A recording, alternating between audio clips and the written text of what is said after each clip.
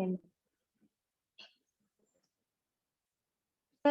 Bueno, tenemos que el estudio de casos y controles pues, nos va a permitir realizar una comparación entre dos grupos en un periodo de observación definido, en donde el primer grupo está, es un grupo de población que está afectado por una enfermedad o una condición en particular que se le va a conocer como casos, y el segundo es un grupo formado por personas que no padecen la enfermedad, pero que estuvieron expuestos a los factores de riesgos que pueden precipitar la enfermedad, que se le va a conocer como controles sucesivos.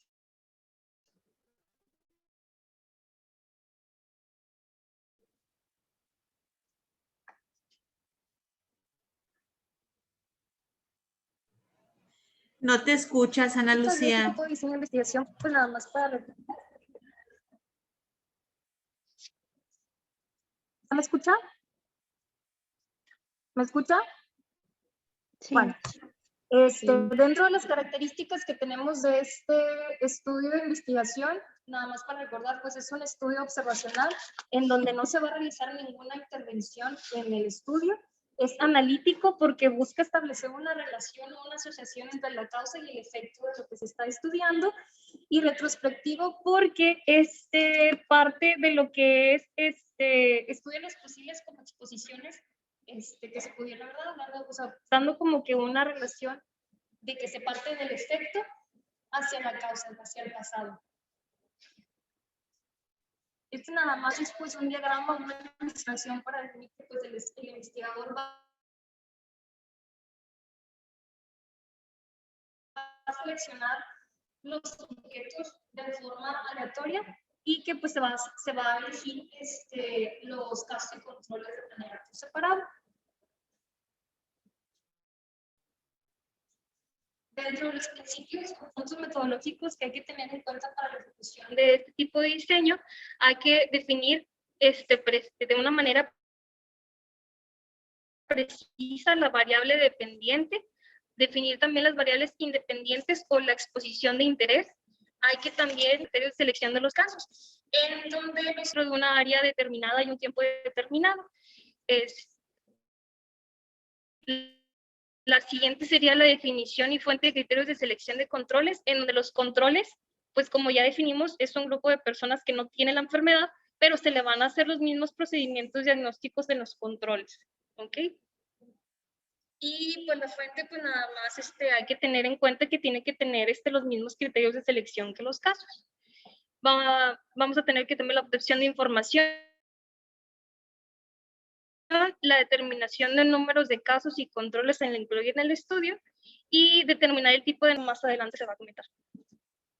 Dentro de la selección de los casos tenemos los casos prevalentes, que son los que existen en un momento determinado realizar el estudio, que por ejemplo son los pacientes que están infartados en un hospital en un determinado momento, y los casos incidentes que realizan un seguimiento prospectivo, buscando la identificación de la aparición de los casos. Por ejemplo, se da seguimiento a un paciente que ingresa con dolor torácico y se identifica de manera prospectiva los pacientes con infarto. En la selección de controles, pues el investigador tiene que tener, o sea, una manera, pues una fuente adecuada para poder conseguir o obtener los sujetos de control.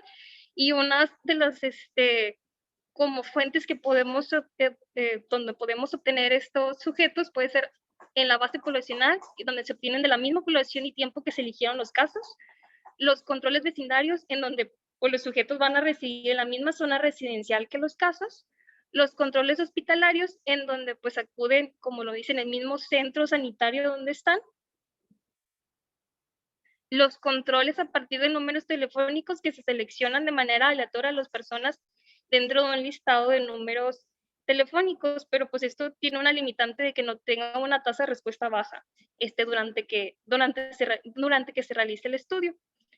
Los controles a partir de amigos o familiares, que pues los sujetos están relacionados con los casos, y esto sí puede incrementar la probabilidad de que pertenezcan en la misma base poblacional.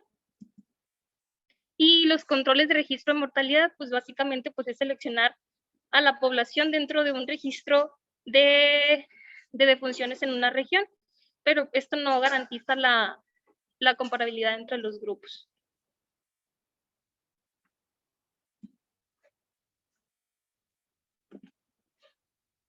Ok.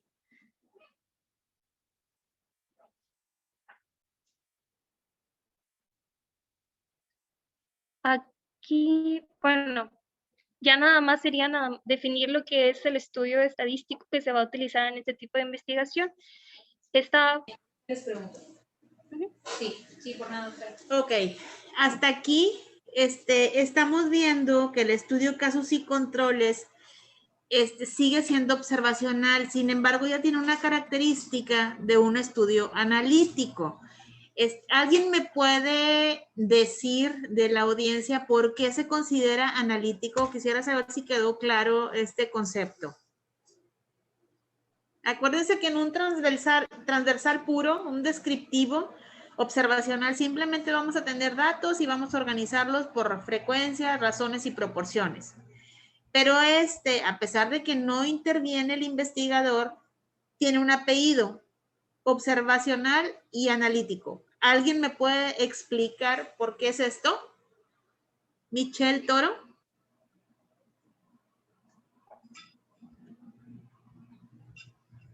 Bueno. Está apagado. A ver. Ajá. No la verdad no me acuerdo bien, doctora. Ok, Estefanía Nabor. Observacional porque pues entiendo que no se va a intervenir entre los grupos, y analítico porque va a estar asociando dos grupos. El caso Okay. Ya existe una asociación, es decir, la estadística puramente descriptiva, solamente vamos a dar los números y los porcentajes. Y ya cuando vamos a hacer un estudio, por ende analítico, es porque vamos a determinar ecuaciones de asociación y vamos a utilizar otro tipo de pruebas estadísticas según sea el caso, ¿verdad? Paramétricas o no paramétricas. Aquí vamos a hacer un análisis de momios, ¿ok? Un análisis para determinar una OR, ¿ok? Y aquí, obviamente, tenemos que ver bien la distribución de los casos y de los controles. Y eso queda claro, creo que queda claro. Ausencia o presencia de la enfermedad que vamos a estudiar es la diferencia entre caso y control. Y cuando hacemos la definición, porque tenemos que tener una definición dentro de nuestro material y métodos en criterios de selección, ahí vamos a decir, el caso se va a definir como que tengan tal enfermedad de ambos sexos, de tal edad, de tanto tiempo de evolución.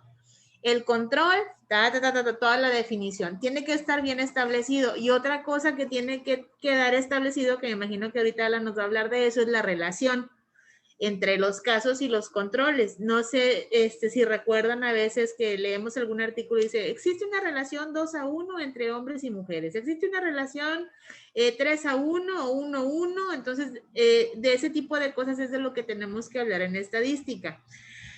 Entonces, si nosotros hablamos de un estudio casos y controles, vamos a hablar de causalidad, es decir, en este tipo de estudios ya tenemos la enfermedad, ya tenemos el efecto, ¿ok? ¿Y el efecto cuál variable va a ser? ¿Variable dependiente o independiente? ACE-BD. ¿Me repite por favor la pregunta? El efecto, en casos y controles es un estudio donde ya tenemos el efecto, ¿ok? Ya lo tenemos. El efecto es la enfermedad en el participante. Entonces, ¿el efecto qué es? ¿La variable dependiente o la variable independiente? Bueno, bueno, es que no sé si entendí su pregunta, pero según yo, las variables que vamos a tomar son los casos que ya tenemos de enfermedad y los controles serían los pacientes que estuvieron en un riesgo y que tienen un factor de riesgo de contraer esta enfermedad. Serían dependientes, ¿no? A ver, Jessica, Lorena. Yo he leído de que ya la enfermedad en sí era la variable dependiente y el factor o efecto era la variable Es independiente. la independiente. Ok, entonces aquí ya tenemos que identificar bien ese tipo de variables. Ya en nuestro cuadro de operacionalización de variables ya vamos a decir, tal enfermedad va el nombre que va a tener la variable dependiente se va a definir así. Operacionalmente vamos a tomarla en cuenta con tales criterios o no, y ya, ¿verdad? Y la independiente va a ser el factor de riesgo que vamos a estudiar, ¿sí? Ok, muy bien. ¿Qué tipo de sesgos son los que se presentan con mayor frecuencia en un estudio casos y controles? A ver, vamos a ver a quién más. Leslie. Ok, Edith. otra, nada más ahorita estoy viendo, voy a mi... Sí, deja de compartir si quieres para que comparte el compañero.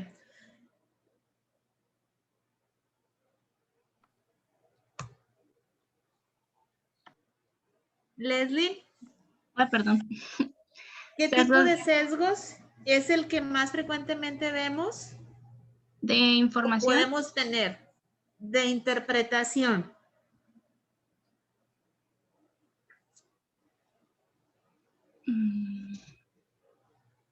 Son los de interpretación, son esos, los de interpretación, no información, interpretación.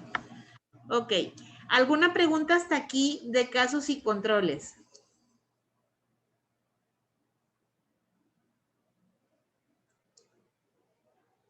¿Nada? Yo sí tengo una duda, doctora. Yo de lo que Sí. ayer había leído, bueno, esa parte que ahorita preguntó de los sesgos de información, yo no la encontré.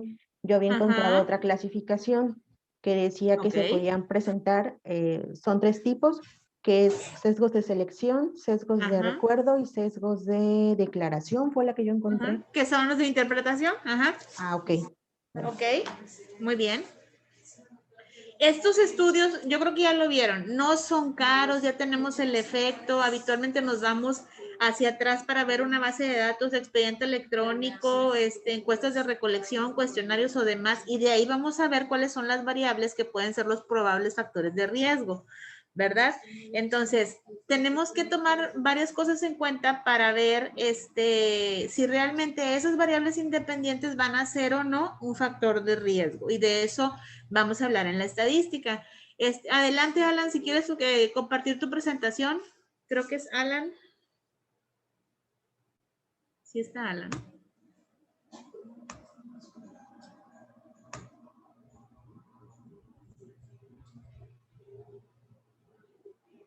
No me le digo. Adelante, doctor. ¿Sí ven ahí todos? Ok, déjame le pongo. Bien. ¿Se ve el cursor ahí? ¿Sí? Sí, sí, adelante. Ah, ok. Voy a hablar de análisis de estudios de casos y controles. Bueno, un posible esquema de plan de análisis para el estudio de casos y controles, pues podría ser el siguiente, ¿verdad? Los estudios de caso y control, y pues después de esto viene la razón de odds o odds ratio, que pues bueno, vamos a tener que va a ser un test estadístico, va a haber un método 1, un método 2 y un intervalo de confianza, perdón, y va a haber un método 3 y un método 4, en el cual, pues bueno, primero tenemos que saber cómo interpretar lo que es el odds ratio. Pues tenemos que el odds ratio, pues es de asociación y una relación entre los momios, ¿verdad? Los momios serían la razón de probabilidad de algo que estemos investigando, ¿verdad? Aquí pongo un ejemplo. Por ejemplo, bueno, para empezar vamos a ver esta tablita aquí que puse.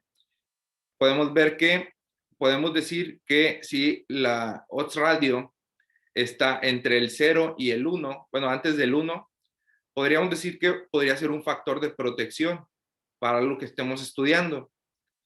Si el resultado nos da un total de un 1, pues podríamos decir que sería algo nulo o que pues no tiene relevancia eso que estamos estudiando en comparación de, no sé, decir que algo afecta para que tengas un cáncer, pues si nos da un total de 1, podríamos decir que pues es nulo, no, ni afecta ni beneficia. Y pues si el factor es mayor a 1, podríamos decir que estaría generando un daño. Permítanme. Permítanme esto. Sí, aquí es importante mencionar que el 0 aquí tiene valor, ¿verdad? En la estadística para ver la asociación de los momios o de los radios. Entonces, aquí tenemos que ver por partes si ese factor sí lo vamos a considerar como de riesgo o no. Entonces, la parte 1 es ver el análisis estadístico de la positividad o negatividad de ese odds radius, ¿verdad? Si es mayor de 1 o menor de 1, porque como bien está aquí, es claro en la tabla que nos pone Alan, arriba de 1 es porque es un factor de riesgo, abajo de 1 es porque ese factor es protección, es de protección. Entonces, de aquí nos tenemos que pasar a la segunda etapa para ver si ese factor de riesgo que me salió mayor de 1 realmente va a ser una OR. ¿Ok? Y por eso necesitamos aquí tomar en cuenta los intervalos de confianza. Adelante, Alan. Entonces sería aquí, por ejemplo, el que puse, ¿qué relación va a tener los pacientes que tuvieron un infarto agudo del miocardio, que hicieron ejercicio, versus los que no hicieron ejercicio? Aquí podríamos decir que, bueno, es un ejemplo, el paciente hizo ejercicio y presentó un infarto agudo del miocardio, pues fueron 15 pacientes. El paciente que hizo ejercicio y no presentó un infarto agudo del miocardio, pues fueron 182. Entonces, 15 entre 182 tendríamos que sería 0.82, que esto sería la razón, el momio. Y el que no hizo ejercicio y llegó a presentar un infarto agudo del miocardio, pues fueron 32.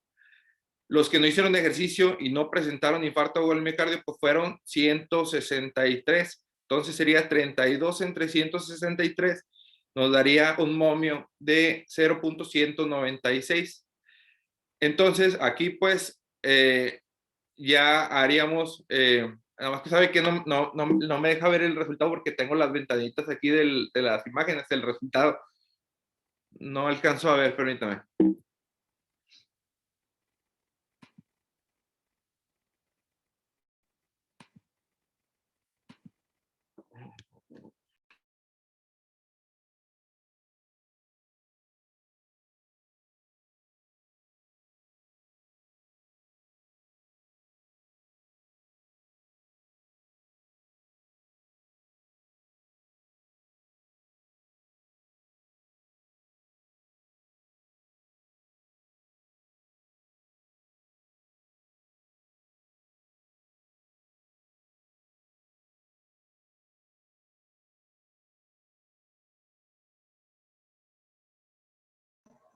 Alan, ¿todo bien? ¿Ya pudiste?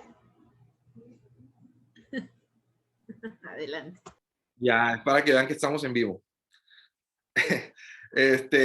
Entonces sería el odds radio de 0.418. Tendríamos que no sería un factor de daño el hecho de que el paciente haya realizado ejercicio, sino que sería un factor de protección el hecho de haber realizado ejercicio y no haber presentado un infarto agudo del miocardio. ¿Hasta ahí se explicó bien? ¿Dudas de la audiencia? Nada más dinos cómo sacaste ese punto 418. Ah, es entre este. Así es. Cuando vamos a hacer una asociación, bueno, un cuadro tetracórico, tenemos que hacer una ecuación y en el cuadro tetracórico vamos a acomodar a expuestos, no expuestos y vamos a poner los casos y los controles, ¿verdad? Y ahí vamos a dividirlos en exposición y no, y ya nos sale una fórmula que es lo que nos está dando la explicación ahorita, Alan. Ok, adelante, Sí, Alan. sería la relación de los momios de estos dos. Así es. Muy bien. Luego tenemos las medidas de asociación, pues lo que le estaba explicando en los odds radio, las tablas de 2×2. Bueno, aquí puse un ejemplo de odds radio.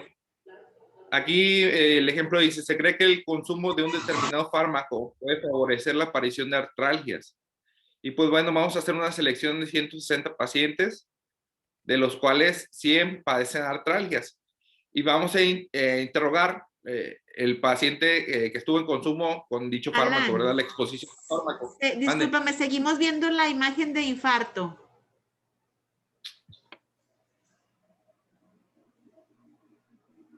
¿Avanza tu ya. presentación? Sí. Ajá. Entonces, bueno, vamos a interrogar al paciente que estuvo en consumo de dicho fármaco de esos pacientes. De los 100 casos, 75 pacientes lo habían consumido frente a 40 de controles, ¿verdad? Que no lo habían consumido. Y pues tenemos aquí la relación de la tabla de 2 por 2, lo que son los casos y los controles. El fármaco que sí consumieron y los que no consumieron sería, en el caso sería 75 y 25. Y en el control, pues el fármaco que sí es 40 y el fármaco que no serían 20. Entonces, en los casos de los pacientes que sí los llegaron a presentar, eran de 75 sobre 25, tendríamos un resultado de 3. Y en los controles, tendríamos que 40 sobre 20 nos da un resultado de un 2. Entonces, 3 sobre 2, que son los resultados, la razón de los momios, la relación de los momios, sería un resultado de un 1.5. Regresando a la tabla anterior, si tenemos un 1.5, estaríamos viendo que hay un daño por haber consumido ese medicamento, ¿verdad? Bueno, aquí tenemos otra forma de sacar el resultado que es exactamente igual. ¿Hay alguna duda? Audiencia, Y no uno sé de si los métodos... tengan dudas aquí, hasta aquí. Esta tabla, o tabla 2x2, o también se le llama cuadro tetracórico.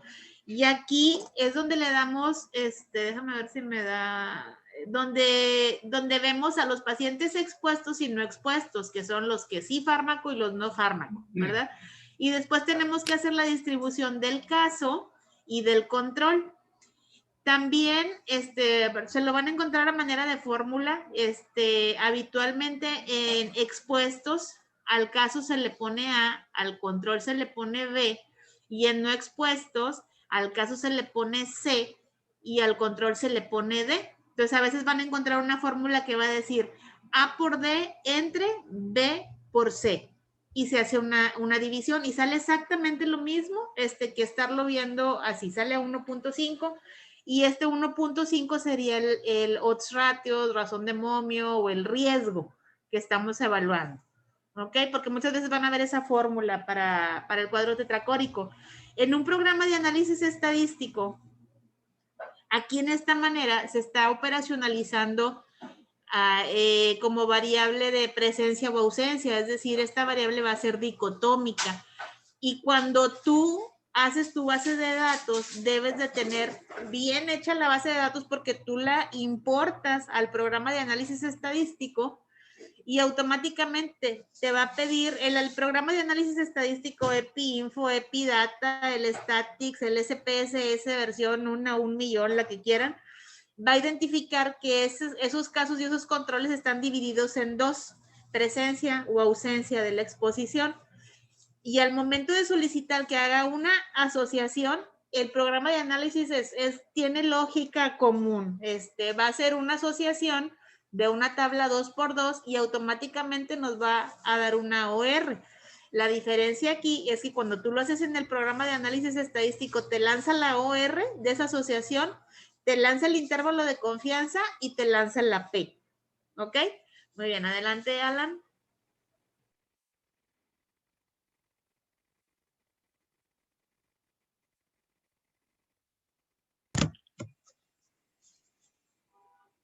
Muy bien, tenemos el método 1, ¿sí se ve?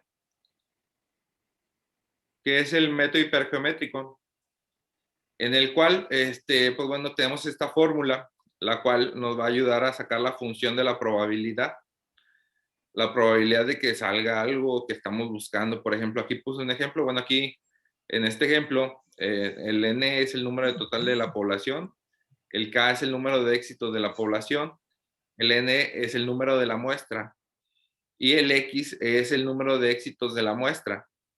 Y pongo un ejemplo, pues normalmente trato de buscar así algo sencillo para entender lo complejo.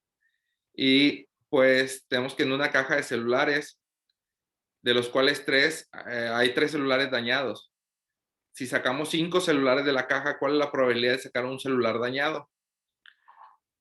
pues es un ejemplo algo burdo, pero nos ayuda para entender esto. En el cual pues vamos a sustituir ahí los números. Por ejemplo, el N, el número total de la población pues serían los 10 celulares que tenemos. El número de éxitos de la población pues serían los 3 celulares dañados que metimos a esa caja. El número de la muestra pues quitamos 5 y nos quedamos con 5, ¿verdad? Y el número de éxitos de la muestra sería un celular que va a ser el que vamos a tomar. Entonces pues queremos saber cuál es la probabilidad de que ese número, de que nos salga un celular dañado de esos 5 que quedaron. Y pues vamos a sustituir en la fórmula por los números. Y pues aquí ya tenemos 10 menos 3, pues nos da un resultado de 7. Un 5 menos 1 nos da un resultado de 4. Y en las calculadoras científicas hay una opción de combinar. Entonces vamos a poner 3 y 1. Combinado va a ser un 3. 7 y 4 combinado nos va a dar un resultado de 35. 10 y 5 combinado nos va a dar un resultado de 252. Entonces, pues ponemos nuestros resultados. 3 por 35, 105, 252 y lo vamos a dividir. Nos va a dar un resultado de 0.41, 4167. Y la probabilidad de sacar un celular dañado de esa caja sería de un 41.67%. Realmente es sustituir esos números por los valores que tenemos del tomado, ¿verdad? Del total de la población, los números de muestra. Y pues ese es el método 1. La verdad, el método 2 y el método 3 y el método 4, pues sí venía un poco más complejo y marcaba que se utilizaba lo que era la calculadora de EPIDAT, la que contaba la doctora. Entonces sí sería meternos así como que para que nos hicieran un poco... Aquí no se estén martirizando. Bueno, a nosotros nos tocó hacer el análisis estadístico de las tesis manual, ¿verdad? Pero ahorita ustedes son muy suertudos y hay muchos programas de análisis estadísticos. El objetivo de ver la estadística de cada uno de los diseños es saber qué tipo de estadística voy a utilizar. Entonces, aquí ya no vamos a utilizar estadística puramente descriptiva. Aquí es una estadística de asociación, porque es un estudio analítico y porque ya vamos a tener la presencia de una P significativa o no. Entonces, eso es lo que hace a este tipo de estudio analítico. Ya no nos vamos a quedar con que cuánta gente tiene diabetes, cuánta gente tiene obesidad, cuánta gente tiene X o Y enfermedad. Ya no. Ya vamos a definir un caso, ya vamos a definir un control y ya vamos a hacer la asociación de la presencia de ese factor con la población que presenta la enfermedad y con la población que no la presenta, para ver si es un factor de riesgo. Aquí un punto, ¿es todo lo que traes, Alan? Bueno, por último, las ventajas y los inconvenientes. Bueno, dame un momento entonces. Dame un momentito. Sí. Entonces, aquí el paso 1 es ver si ese factor que estamos evaluando es mayor de 1. Como bien mencionó Alan, si sale 1.0, pues no podemos decir nada si es protector o es de riesgo. Y habitualmente tenemos que ver que ese factor sobrepase el 1, 1.1, 1.2, 1.5, 2, 3, 4. Entonces, ya tenemos que ese factor es mayor de 1. Siguiente paso. Tenemos que ver que el análisis estadístico, cómo nos marca el intervalo de confianza. Cuando nos dan el intervalo de confianza, nos dan un rango. Con la doctora Mirna. Perdón. Nos dan un rango, que el intervalo de confianza va, supongamos que el factor de riesgo que estamos evaluando nos salió en 2.3. Es arriba de 1, entonces muy probablemente es un factor de riesgo. Segundo paso, el programa de análisis estadístico nos marca el intervalo de confianza de cada variable, nos lo da de cajón. Y supongamos que el intervalo de confianza que nos da de ese factor de riesgo va de 0.3 a 1.9. Quiere decir que ese factor de riesgo que tengo en 2.3 pudo haber caído abajo de 1 o arriba de 1. Ya con eso no lo puedo considerar como de riesgo. ¿Ok? No sé si hasta aquí quedó claro.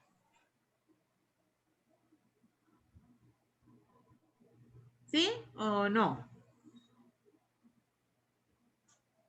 Bueno, creo que sí.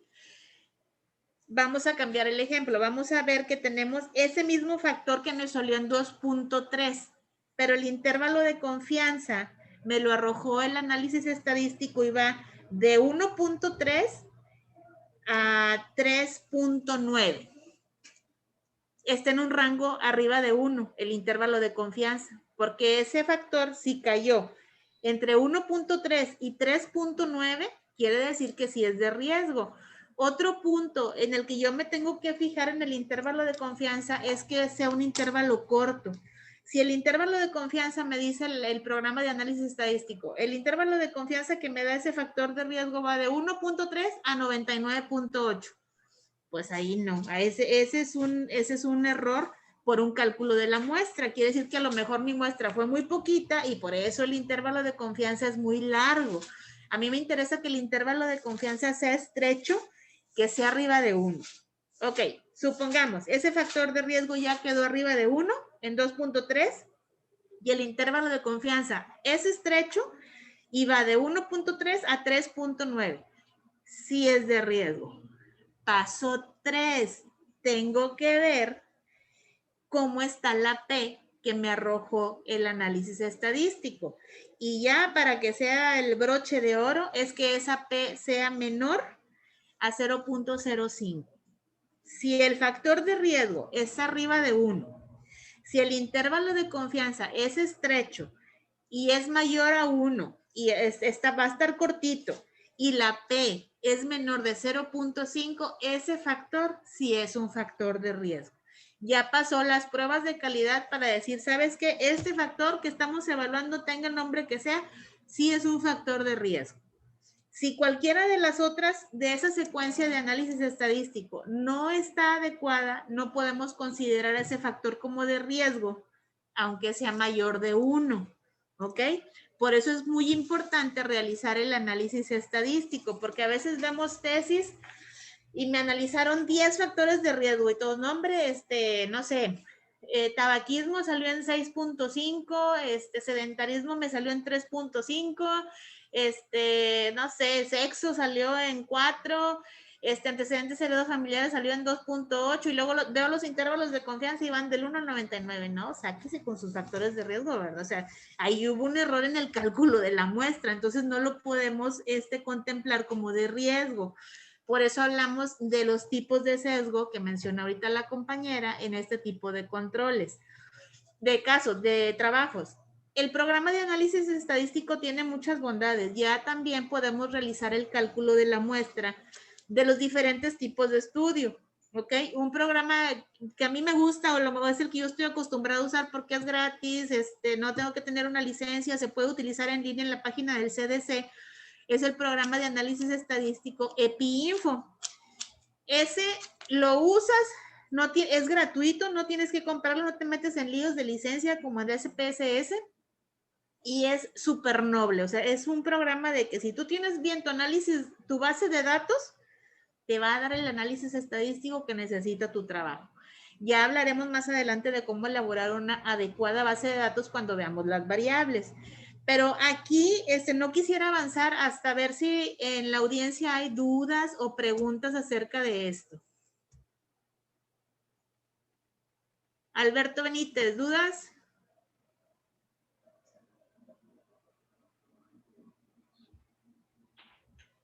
¿No? No, doctora. Ok, Estefanía.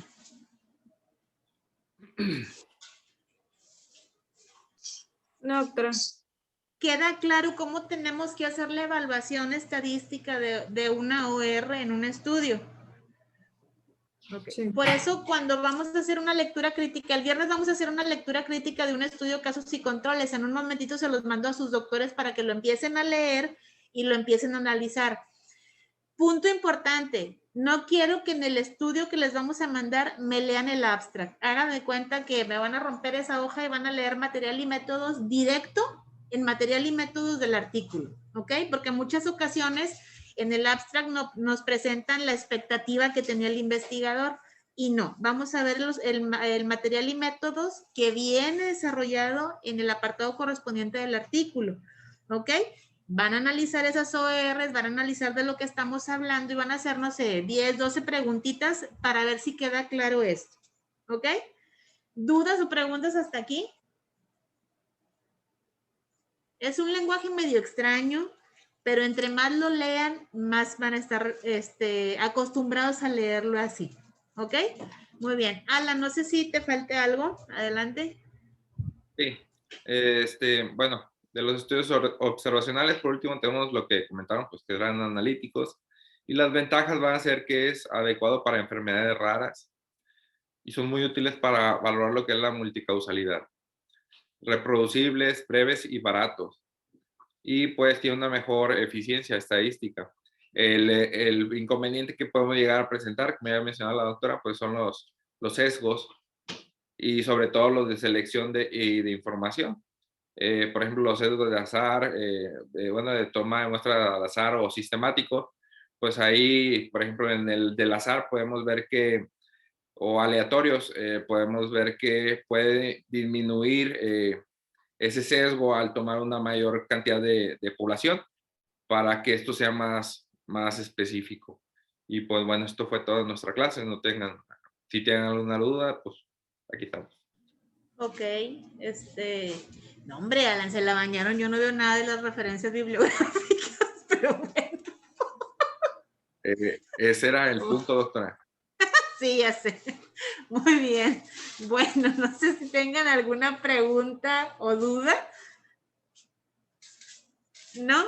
Bueno, como quiera, cualquier duda que tengan, tienen mi teléfono, tienen el teléfono de sus profesores y el correo electrónico con toda confianza, muchachos. No quiero ir avanzando y que traigan un chorro de dudas atrás, ¿ok? Entonces, por eso vamos despacito. ¿Sí? Muy bien. Pues bueno, entonces eso sería todo por el día de hoy. Ah, el programa se llama, ahorita no lo van a necesitar, no se estresen. EpiInfo.